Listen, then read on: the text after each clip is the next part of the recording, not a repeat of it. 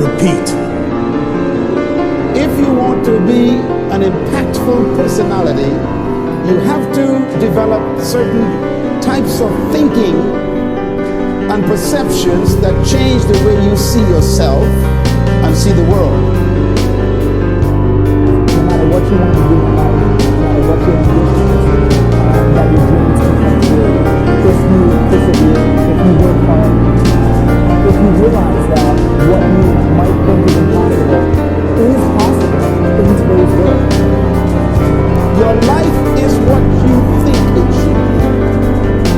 That's exactly what you are right now. You are what you thought you should be. And if you don't like who you are, you got to change what you think you should be.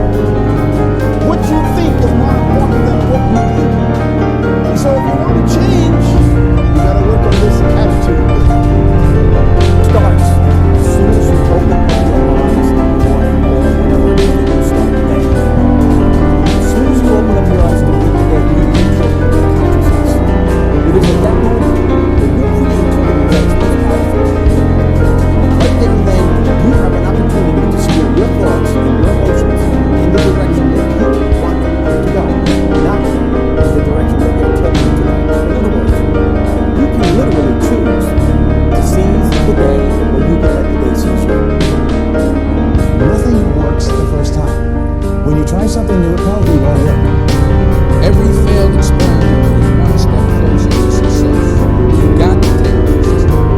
If you don't fail, you're not even trying. To get something you never had, you have to do something you never did. Pain is temporary.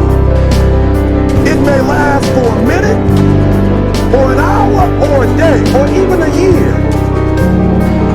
But eventually, it will. If you want a great life, you must commit to design and create a great life. You must commit to do things which majority of people do not do. There are 5 principles you must commit to follow to create a happy and meaningful life. Number 1. Life has an end point and you have to go one day. What is the definition of life for you? The best definition I have ever known is an energy with limited time. Yes, it is an energy in action for a limited time. And unfortunately, none knows the end time of this energy. However, you may have entirely different definition of life. But whatever definition you may have, limited amount of time is true for all. We have got limited time as a life. Knowing this, we should not only try but ensure to make optimum use of our life. Very best of us we have to give is today. Every morning if you are able to wake up, just thank God, because same morning God has taken the ability of waking up from millions of people. But you are not one of them. Just thank God and make the most of the day 24 hours. If you have 86,400 rupees in your hand and you know if you don't spend, it will be lost at the end of day. Probably you would spend that money on best of your needs and wants. Same way you have got 86,400 seconds to spend in a day. Spend this amount of time wisely. Every morning, always remember to remind yourself and ask one simple powerful question. Am I making a life I want? Number 2. If someone else can do, you can do. There is nothing which you cannot do. Even if there is only one person who have done it in past, there is no reason you cannot do it. The only limitation on what you can do or what you cannot is your own mind. Program your mind to always think possibilities, always beyond obstacles, always beyond problems, always to find solutions. Feed your mind with your strengths, with your abilities, with your to-do attitude. Do not let your failures decide your capabilities and your future. Look for what went wrong in these failures and try one more time with more energy, more focus, more relevant plans backed by required actions. Always remember what Napoleon Hill says. Whatever your mind can conceive and believe, it can achieve.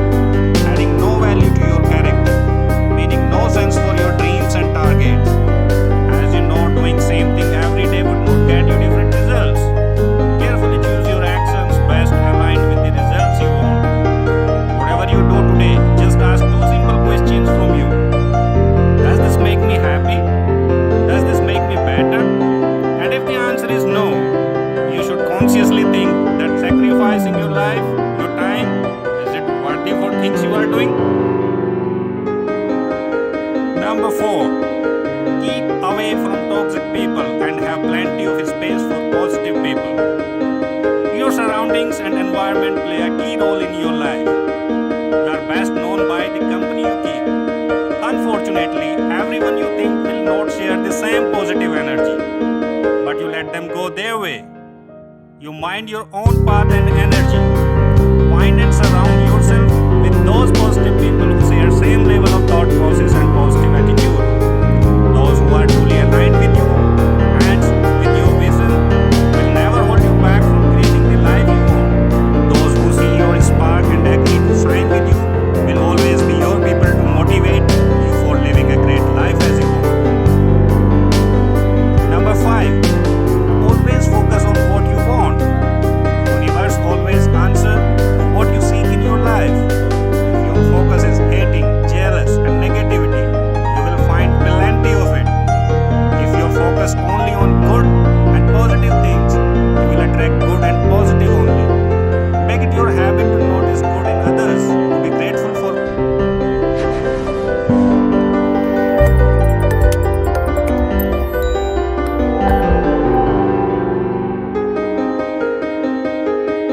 This episode was pre-recorded as part of a live continuing education webinar. On-demand CEUs are still available for this presentation through all CEUs. Register at allceus.com/counselor toolbox. Merry Christmas and happy holidays to everyone. I'd like to welcome you to today's presentation on relationship skills. This is going to be a more in-depth presentation of one that we did, I think it's been about 2 weeks now, that I had kind of condensed stuff. But when I did that presentation, I really realized that there was a lot more that could have been said, that could have been gone over, and I felt like we really didn't go into enough depth on some things. So we're doing this again, and hopefully we will be able to cover some more ground.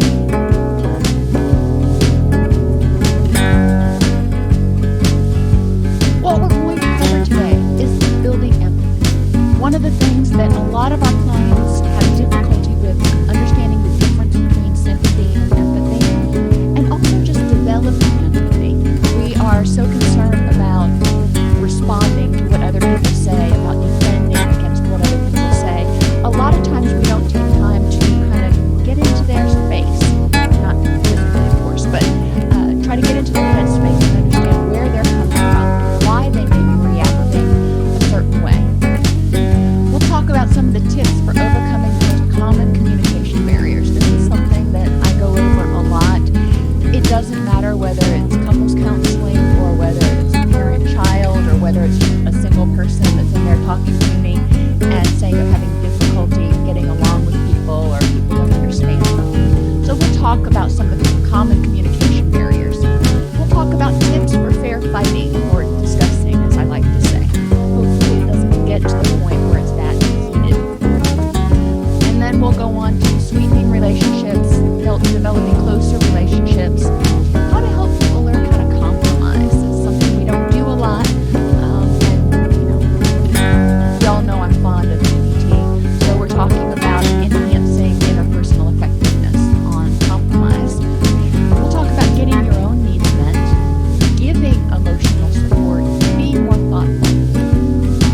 One of the most glaring issues that I find when I'm working with people is that they assume that everybody else reacts the way they react. Everybody else wants feedback the way they want it. Or everybody else experiences empathy and emotional support the same way they do. And it's not really the case. We are very different individuals. And leading into the next, I think it's 6 episodes in the series, we want to focus on or help people learn about individual differences, including temperament. One of the things that people get hung up on a lot is the fact that my partner does it this way and I want to do it this way. And instead of fighting about trying to pull and see who wins, finding that compromise in the middle, or understanding that you both have complementary skills and traits. Extroverts tend to be they draw energy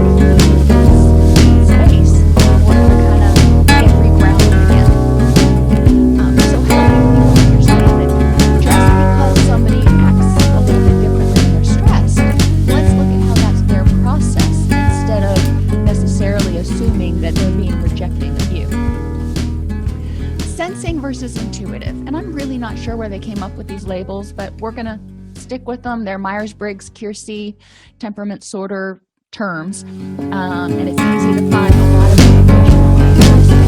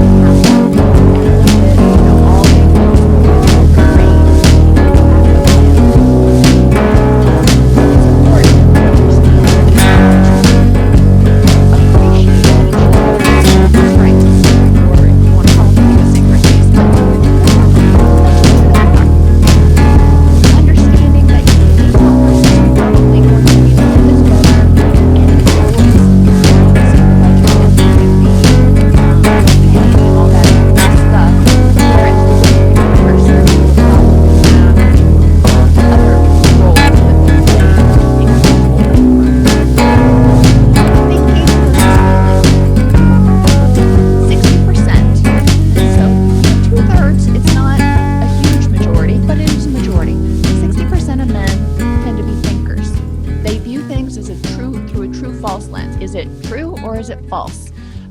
They think of terms like justice, and they want to fix things. Think about when relationships you've been in with a thinker, whether it's been a male or a female, and this person, when a problem comes up, when you're having a problem, they want to fix it. Feeling people, we tend to react a lot more emotionally, and you might find a correlation. I don't know that any studies have been done between people with a propensity for more emotional reactivity and feeling people. We don't feel things any less, but the thinking people they feel it differently. It makes them more driven to solve the problem. When I get upset, I'm a feeler. I'll admit it. When I get upset, I want somebody just to acknowledge that I'm upset. I can fix it on my own very well. Thank you very much. This is another area where we see a lot of couples having problems because you may have a thinker and a feeler, and the feeler feels like they are being disempowered when the thinker just steps in and tries to fix it, and the feeler is going, I just wanted you to acknowledge that I was angry or I was upset about this. I can still fix it. I just needed that emotional connection. The thinker is more practical. The feeler looks at things in terms of good and bad and what's going to make people happy. This is sort of ethics versus law, if you want to think of it in terms of our professional approaches. And there's a combination of both in everybody, but there are also a lot of people, thinkers, who aren't just comfortable with feeling words. But they will use verb phrases like, it felt like I was kicked in the gut. It was exhausting. And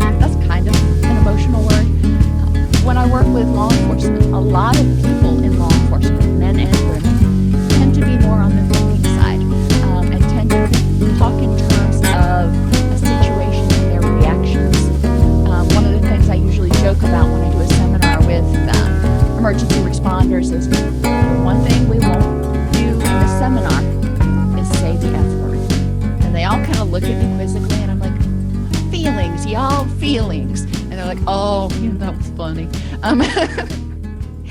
I don't make really good jokes. I can't usually even remember jokes from beginning to end, so that is as good as I'm going to do.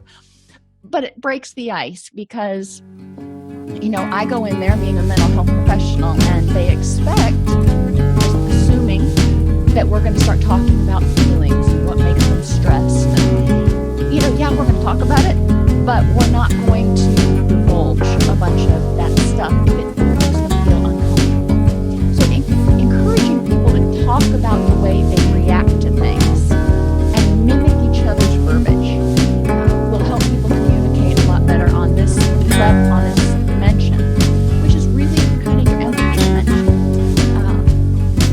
When my husband has a problem, instead of spending a lot of time on empathy with his feelings and going, that's really got to be very distressing to you, yada, yada, yada, I say, okay, I hear that this is really prominent for you right now. What is it that we need to do to fix it?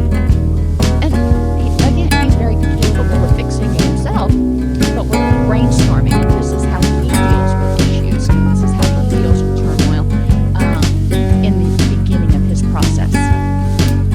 Judging structure versus spontaneity. I am the epitome of, I've loosened up a lot, but I used to be the epitome of structure. I like to plan things out. Every morning I am at the gym at 10 after 7 like clockwork.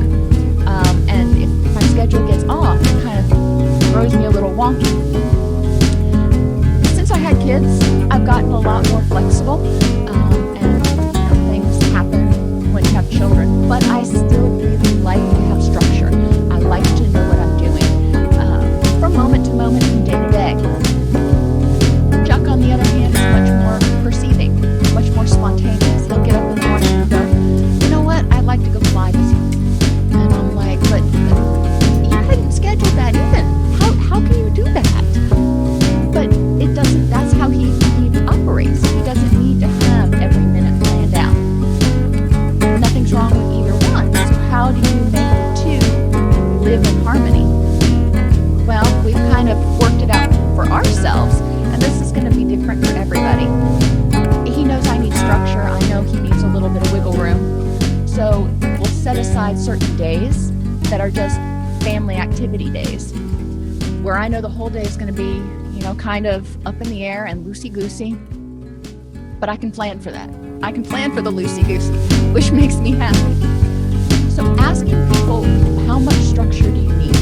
And asking this person who needs spontaneity, how much wiggle room do you need? This goes with getting chores and things done too. When you're working with parents who have small children at home, or even couples, there are things that need to be done. So is it something that you want to do on a day-to-day basis, just 6 things that have to be done today? Or do you want to make sort of a weekly to-do list? At some point this week, we need to pay the bills and go grocery shopping and do these other things. How is it going to work for those people? So encouraging people to understand what their own needs are in terms of social interaction, quiet time, details versus creativity, flexibility, emotional kind of support and empathy versus problem solving, support and empathy, and how much structure they need. So there's a ton of stuff that can be addressed, and there's also a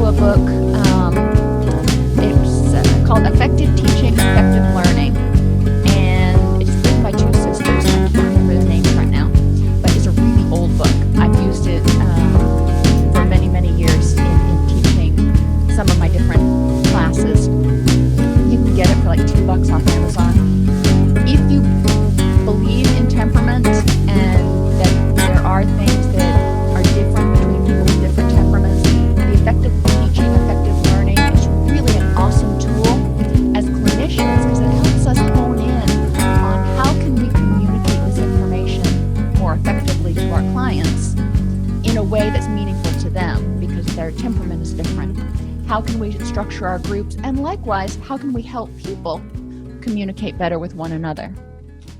The other issue we'll talk about is the expression of love, or the expression of feeling for one another.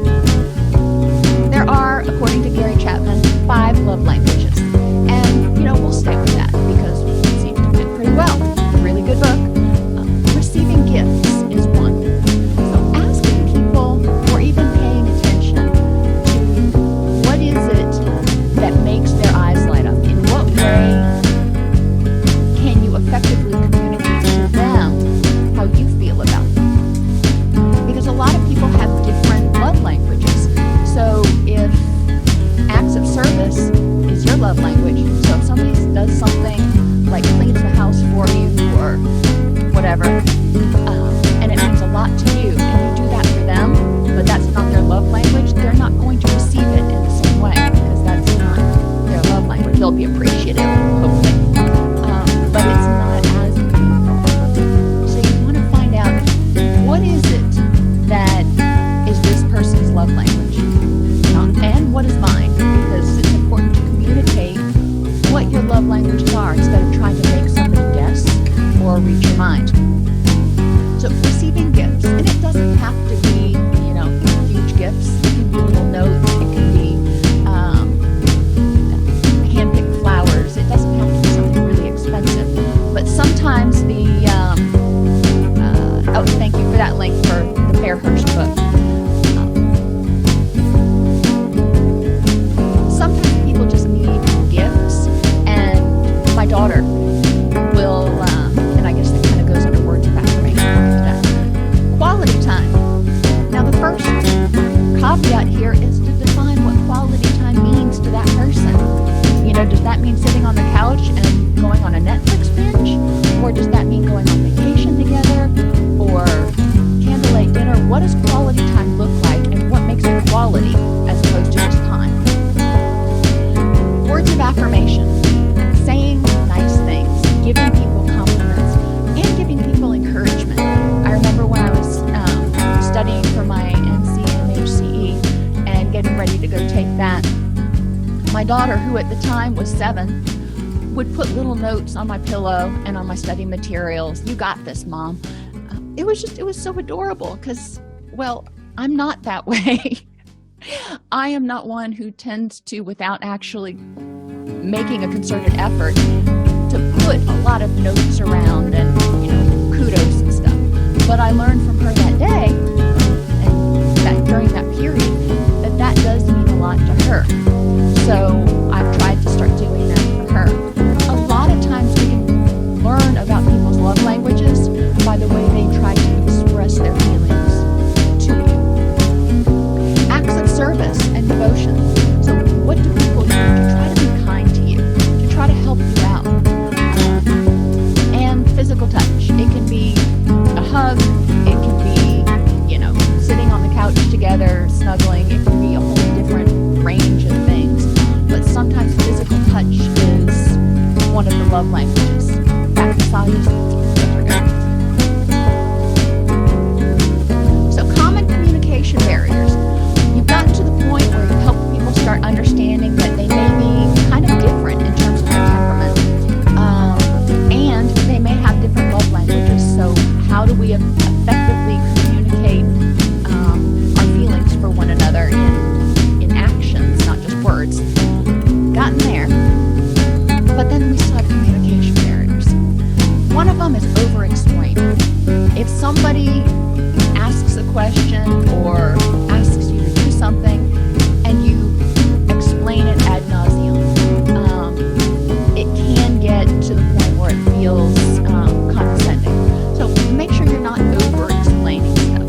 I have to be careful with my kids sometimes when I'm letting them cook dinner or when I'm letting them do something, not to be over-controlling, over-explain exactly what they need to do. Let them try it out. Let them, ask me if they have questions. But I do want to empower them to take on responsibility themselves.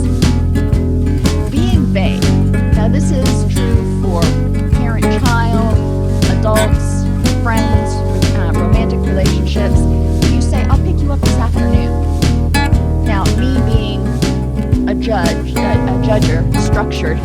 Somebody says, I'll pick you up this afternoon, it kind of gives me a nervous tick. I'm like, okay, does that mean 2? Does that mean 2:15? Does that mean 5 o'clock? What does this afternoon mean? And if the response is, well, I'll call you and give you an idea about when I'll be there, around lunchtime. I'm like, oh, so what time's lunch?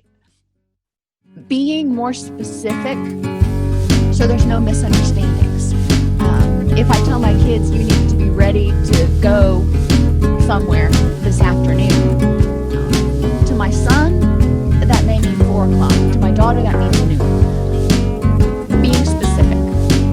If you tell somebody something critical, obviously probably going to create more misunderstandings than it's critical. Like, you're so insensitive. Well, I can't do anything with that because I don't know exactly what am I doing that makes you feel that I'm being insensitive. You're a slob, you are lazy, there are all kinds of derogatory general terms that don't help people. So when that's brought into counseling, I say, all right, tell me exactly what is it that you see that leads you to this description, or what is it that you want to see change? Because you're a slob, you need to not be a slob. Everybody sees things differently. Think if you've got teenagers or even small children at home, what they may think is a clean room, probably really different than what you think is a clean room. So being very specific about observable behaviors, because I can address observable behaviors and choose to change them or not.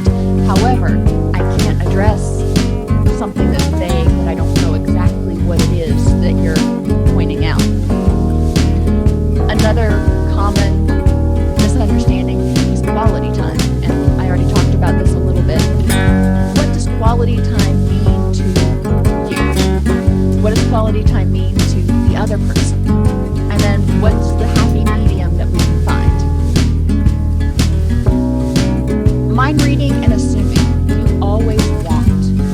You always want me to do this, so I did it. And the other person going, when in the world did I ever want that? You've always assumed that that's what I wanted. So being clear about what you want and being clear and owning your perceptions of what's going on is really important. Distractions. If people are trying to have a discussion, even if it's not, quote, quality time, and you're constantly checking your phone, trying to see what's going on, TV's on, and you periodically look up to make sure you're keeping up with the show, that's a communication barrier because you're not hearing everything that's being said, and you're also not seeing all the nonverbals. You-driven language is another barrier. You make me do this. You did this. When you do this, instead of saying, I feel. So starting out with I-driven language, I feel when you do this. It owns what's going on instead of putting the other person on the defensive. Now, there are times to use you-driven language, like, you seem kind of down today. Okay, that's not going to put them on the offensive. But if you're being critical, even if you think you're being constructively critical, if you start out with you, it does feel like somebody's jabbing a finger right at you. You did this. So encourage people to start with, I feel blank when, or it seems to me, owning whatever it is before they go into any sort of observations that could be construed as critical. It takes practice. It really does take practice. But the good news is people generally get the hang of it, and it does help ease tensions quite a bit. Universal statements. You always, and there's that you again, always, never. So we want to look for exceptions, and we want to avoid always, never, yada, yada, because we're human. Very few things does anyone do always, never, every time. So sticking with the I feel frustrated because it seems like you frequently leave your underwear on the floor. That's, less attacking than you always leave your underwear on the floor and it's just so frustrating. Very different. Partly because it takes a lot more words and you can say it more diplomatically, I think. Blaming. Yeah, it goes back to this you-driven language. You did this. When we blame people for everything that happened, or even something that happened without owning our part in it, it's your fault that we're losing the house. It's your fault that we fight all the time. It's your fault, or you make me. Pointing out some cognitive issues with, can anybody make you do anything? No, is one, but also identifying that it takes two to tango. So what was your part in this? When I worked in residential, the first couple of years as a supervisor, if you've worked in a facility, they have grievance procedures. And occasionally I would do things that would upset clients for whatever reason. And they would send a grievance to my boss and, or it was my staff, but either way. And I would get called into his office and, I'd find out what was going on. And instead of asking me what's going on with the clients, that your staff needed to do this or, whatever, his first statement always, and pretty much always at least, was, what did your staff do to bring this on? And the first few times he said that, I got kind of defensive and I said, excuse me? And he would point out, it takes two to tango. So clearly there was something going on and that could have been handled differently in order to avoid this, even if we needed the same outcome. So I'll ask again, what did your staff do to cause this grievance? So looking at responsibility, looking at each person's parts, and it may have been a nonverbal, it may have been something they said, or it may have been something they didn't say. But let's figure out what's going on. Followed by only noting the negative. In some relationships, the only time somebody says something is if there's something wrong. If you've had a boss like this, hopefully you haven't been in a personal relationship like this, but sometimes bosses are like this. The only time they say anything to you is when it's negative. If you get called to their office, there's a problem. Making sure, especially in personal relationships, that yes, there is time for and places for constructive feedback, but it's also important to identify the good stuff and not just the wow, oh my gosh, good stuff, but the occasional, thanks for doing the dishes today, good stuff, or I appreciate the fact that you Swiffered this afternoon. So trying to be at least as frequent with the positive comments as the negative, preferably twice as frequent with positive than negative. In effective communication and fair fighting, if you will, one person talks and the other person listens, and only listens. This is not listening and trying to formulate a response or listening and having this conversation in the back of your head. Is actually listening, which takes a lot of practice in itself. Generally, stay seated. If it's an important adult conversation, a lot of times you're seated. So try to stay seated, because as soon as one person stands up, the other person is going to stand up, and then it often escalates, especially if it's standing up and facing each other. The only exception to this is if you say, you know what, we need to have a talk, let's go on a walk. And then you're walking and you're not eye to eye in this, power position. So, try to keep it at a unthreatening level. The talker during this owns their feelings, desires, and opinions, starting with those I statements. I feel, it seems to me. They use objective, observable terms instead of saying, it seems to me that you've just turned into a lazy slob lately. That's not helpful. I can't do anything about that because I don't know what behaviors. So using objective, observable terms and sticking to one thing at a time. This is not the time to just like vomit a litany of done me wrongs. You can have the litany, but we need to stay one thing at a time. Ideally, you deal with things as they come up, which hopefully people start to learn in counseling that it's not healthy to stuff a bunch of stuff down, because eventually it comes back up. And it's important to handle things as they happen so you don't have this whole litany of done me wrongs.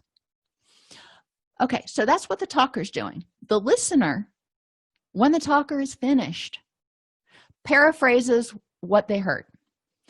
So what I'm hearing you say is blah, blah, blah. And when people are first starting to learn this technique, I actually encourage them to use that phrase, even if it feels a little stilted. What I'm hearing you say is, the talker either says, that's exactly what I said, or you're still not hearing me. And if the talker still hasn't been understood, then he or she explains a little bit more.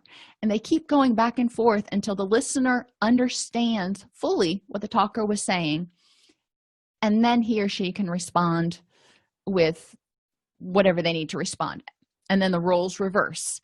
So it's important to, again, handle one thing at a time, be objective, and verify accuracy. Because a lot of times, even if you're having a discussion, the listener may have their own opinions, may have their own biases that are coloring or how they're hearing it or affecting how they're hearing it. So the first couple times they hear it, it may not be 100% on point. So we need to make sure they're communicating effectively.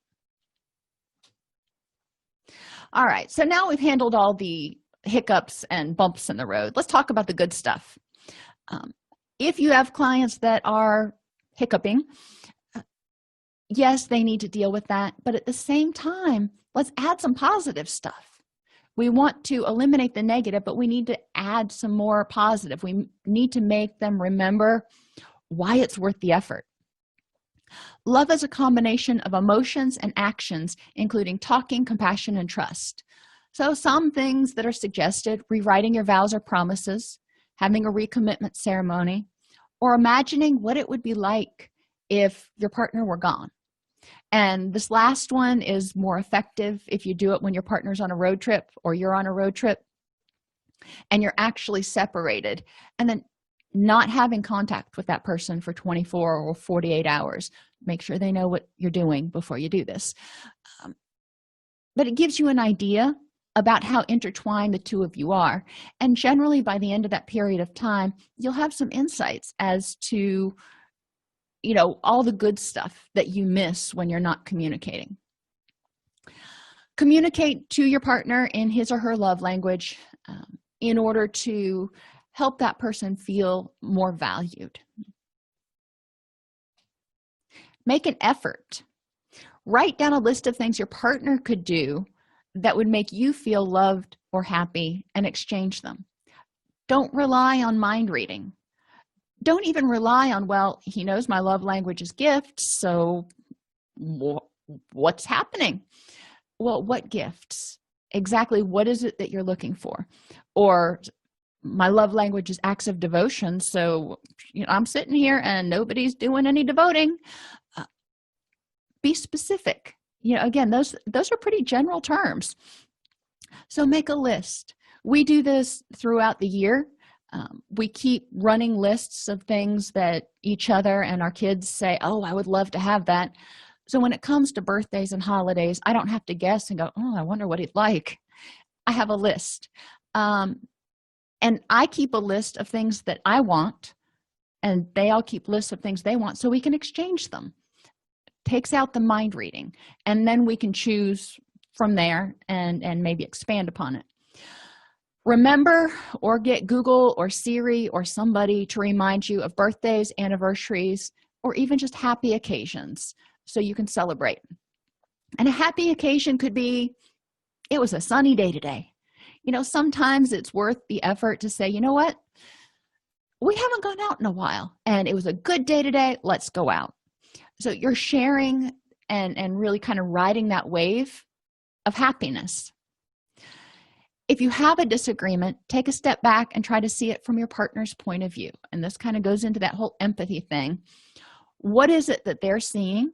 Even if you think it's wrong, try to get into their head so you can understand where they're coming from, because you'll be able to undo or explain any misunderstandings, clarify any misunderstandings, if you can kind of get in their head and figure out, oh, okay, the reason you're doing this is because you thought it's what I wanted. So going back and going, yeah, no, not really. Don't let fear of being vulnerable or abandonment undermine you. A lot of times people keep those walls up because they're afraid that the relationship's going to end, or they're afraid that they're going to be vulnerable and they'll be ridiculed. There's a whole lot of reasons that they may fear being vulnerable. But in an intimate relationship, whether it's intimate significant others or best friends, we need to be able to share hopes and dreams and fears and feel comfortable that the other person is going to be respectful of us. If becoming vulnerable makes you also become critical and defensive, that's on you. You need to identify and work through the reasons you become defensive. And if you've worked with clients who've become vulnerable, and it's almost like they're like, oh, I didn't mean to say that, and then all of a sudden they become very defensive about anything you say, we want to work through, why is it that being vulnerable makes you so scared and you're trying to push me away now? Think back to hopes and dreams you shared when you were dating and make it happen. Maybe you thought about hiking the Appalachian Trail together, or going on a cruise around the world, or it may not be something you can make happen tomorrow, but actually make a plan so you can start saving for it, or whatever you need to do, and make it happen. Regularly, I should have put that word in here, regularly remind your partner of the qualities you love about them. And you don't have to do it all mushy. The qualities I love about you are, but you can do it in a complimentary way by saying something like, you are wicked awesome when it comes to home improvement projects, or whatever it is. Think about if somebody said that to you. You'd be like, thanks. It would make your day. So sweeten the relationship means making it a relationship where you have more of those moments where you get this spontaneous smile and you're just like, cool. Build empathy. Empathy versus sympathy. Put yourself in their shoes with their experiences as best as you can. If you're in an intimate relationship with someone, you have a good idea about kind of where they're coming from, experience-wise, so which may be very different from where you come from. So try to put yourself in their shoes. Okay, if I came from this background, how would I view this situation? Identify 3 alternate reasons your partner may be feeling or acting the way he or she is. So if they seem to be being hostile and aggressive, or they're over sitting in the chair and they seem to be just being grumpy and irritable and cantankerous, well, maybe they are. But if you're assuming it's because of something you did, you may not be right. So let's think about 3 alternate reasons they may be feeling that way, because theoretically you've got kind of an idea about what's going on with him or her. And then you can open a discussion in a less defensive way. Instead of opening it with, what did I do wrong now? You can open it with something like, you seem like you're really stressed out, or you're really frustrated right now. I'm wondering if you want to talk about it. A lot of times when people feel like their partner is upset because of something they did,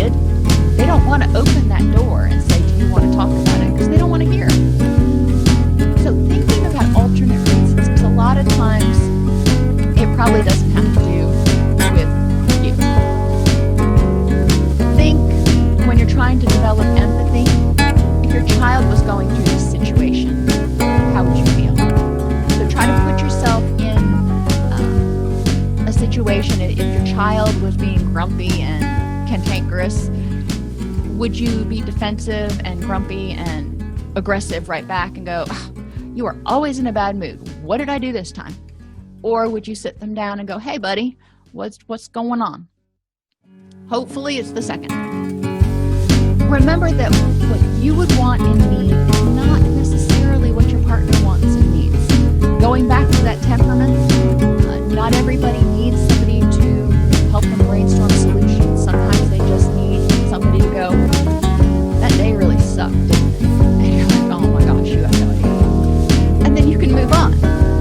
Because people in general are very adept at solving their own problems, but empathy means letting the partner know that you get it.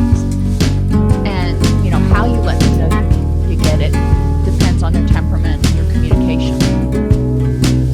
Allow yourself to listen as if your only job is to understand. This is more than when you're just fighting or disagreeing or whatever you want to call it. You want to do it without preconceptions. Knowing that you know nothing. Just kind of step out and go, I am just a random person. I don't know anything about what's gone into this, because that takes all those preconceived notions out. And I just want to hear. I'm a blank slate. Try to be free from trying to create consistency between your feelings and perceptions and your partner's feelings and perceptions. Like I said before, if your partner's in a bad mood and you assume it's about you, then what are you going to hear when they talk? You're probably going to hear things that support your theory. So encouraging people to try to listen with the only intent being to understand. An exercise that you can do is to try to help you develop empathy is first to develop empathy for yourself. Mindfulness, kind of self-awareness. Think of a difficult time that you experienced and answer all of these questions. What was your perception of what happened? What's troubling about what happened? What were the emotions that you felt at the time of the occurrence? What are the emotions that you're expressing right now? What are you feeling right now? And what do you need right now? And what do you need from yourself? Because you're doing this activity by yourself. And you'll get a better idea of what you need in certain situations. In order to really understand empathy, you need to be able to be in touch with yourself and be able to be self-empathetic, if you will. Then you want to move over and say, when your partner is relaying a difficult experience, listen and be able to understand. Ask these same questions. What was his or her perception of the occurrence? Whatever happened at work today, or what was troubling to them about this occurrence?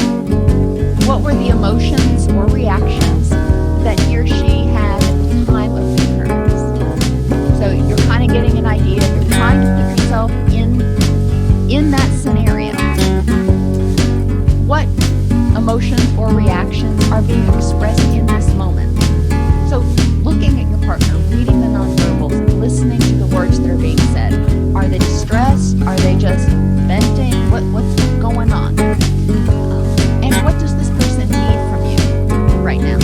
And often it's just to be empathetic. And like I said earlier, people who tend to be more problem solvers, more thinkers, empathy may mean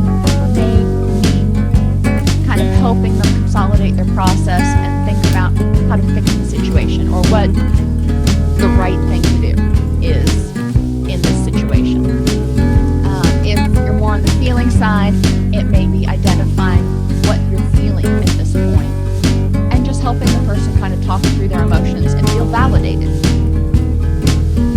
These things can also be practiced in group or at home using media clips of people arguing. It's kind of easy to find, unfortunately. If you go to soap operas, if you go to, we used to use like Jerry Springer and some of those talk shows when I would teach at the university.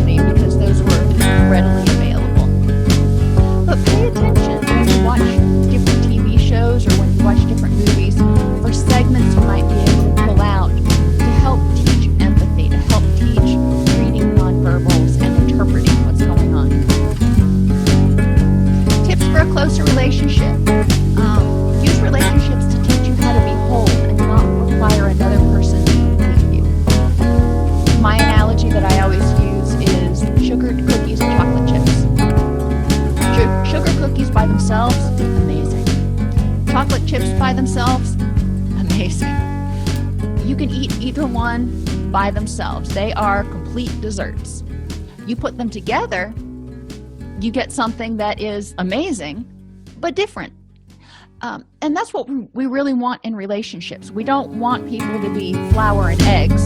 They have to have each other in order to exist and make a cookie. We want people to be whole in and of themselves. See and accept your partner for who he or she really is. We all have faults and foibles and bad days and stuff, but we all have good things too. Sometimes it's helpful to make a list of all the good things that your partner brings to the table. And also, be aware of the fact that that person's not perfect. Be willing to learn from each other and compromise. Get comfortable being alone to address abandonment issues. So, even if you think you are the perfect sugar cookie, but whenever your partner leaves, you start feeling like you're going to crumble to pieces, you want to look and go, what's going on? Why am I uncomfortable being alone? Why am I uncomfortable being with myself? Develop awareness of why you fight. Your stuff, his stuff, or y'all's stuff. I'm from the South, so I can say y'all. But sometimes you fight, sometimes couples fight because one person feels insecure and defensive a lot more than the other one does. Sometimes you fight because of other reasons, and it could be one partner is less secure in the relationship or less effective at communication, or it could be that the two of you are different and having difficulty communicating as a couple. You both get along really well with other people, but the two of you together, at least right now, are like oil and water. And generally that happens over a period of time of disagreement and kind of separating intellectually from each other, emotionally from each other, which makes dull stuff. It's stuff that you created as a couple that needs to be handled. Own who you are.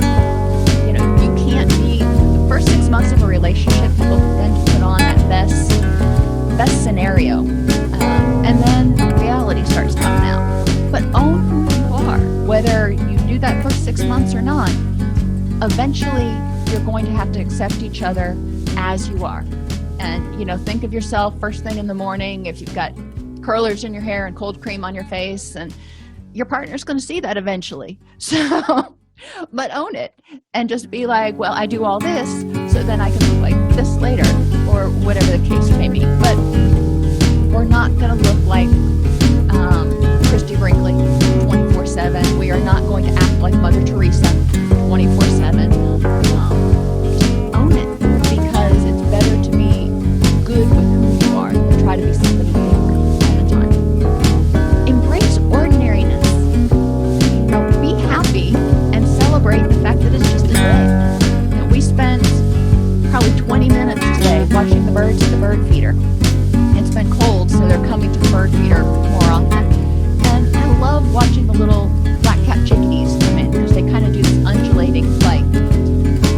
Yeah, it's ordinary, but it amused me for like almost half an hour. So embrace the ordinary things in life. It doesn't have to be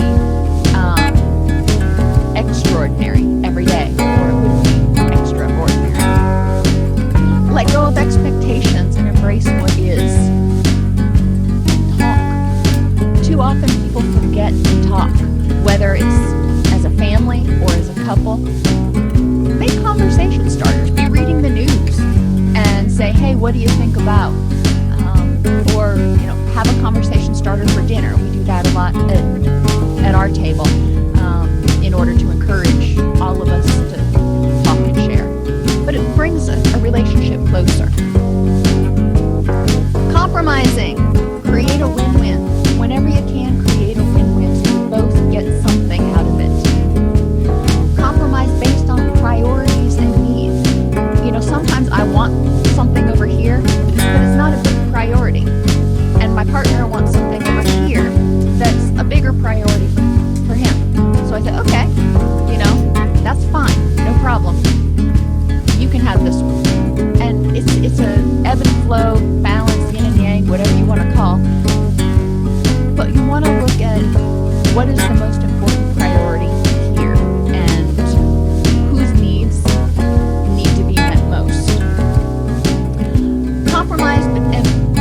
about priorities and needs before I go on.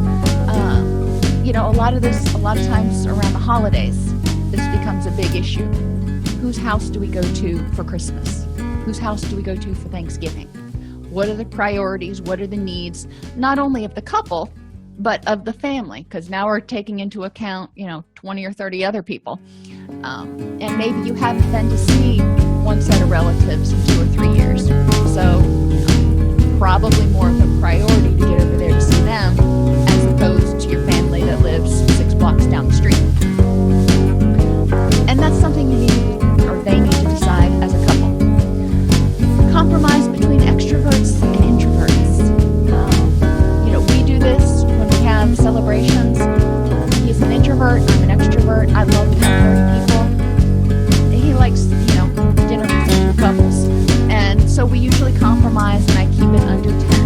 And that's not overwhelming.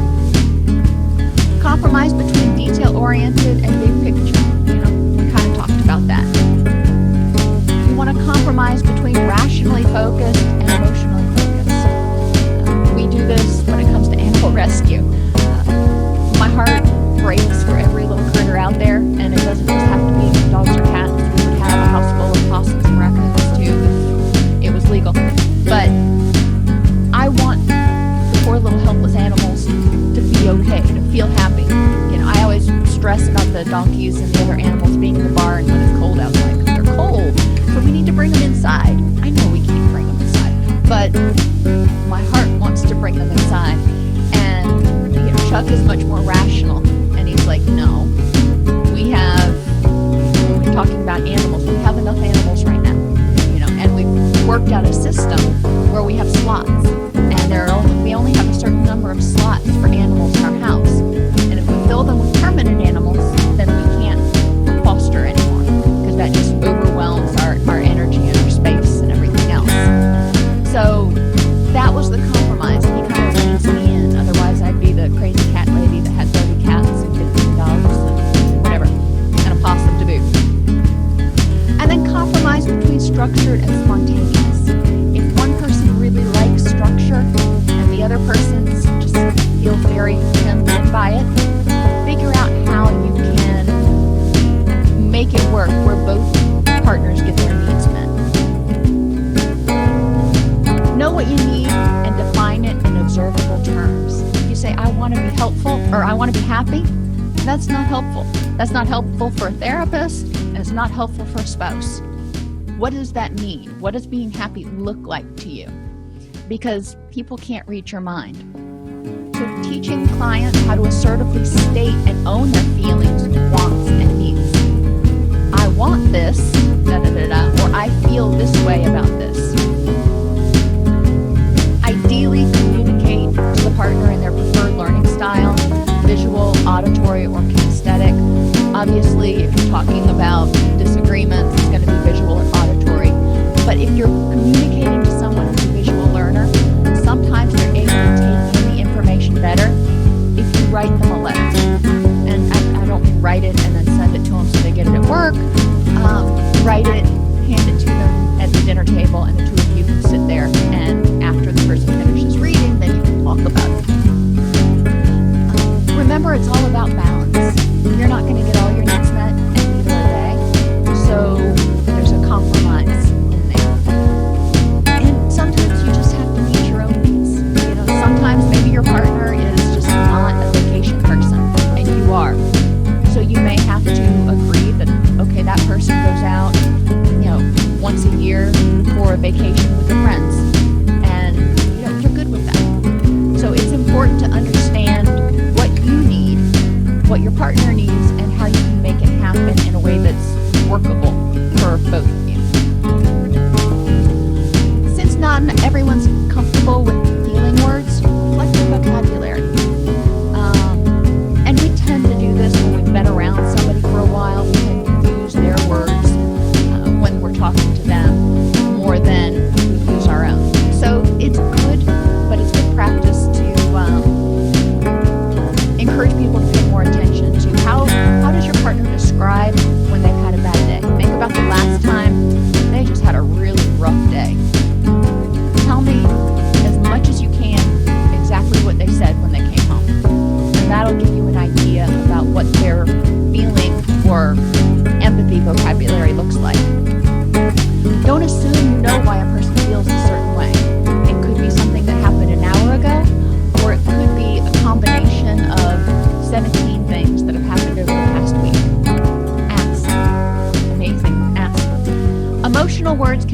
through actions, or emotional support can be shown through actions, not just words. If you know your partner's had a really rough week, maybe the action is to run them a bath or give them a back rub or take them out to dinner. Help them eliminate vulnerabilities.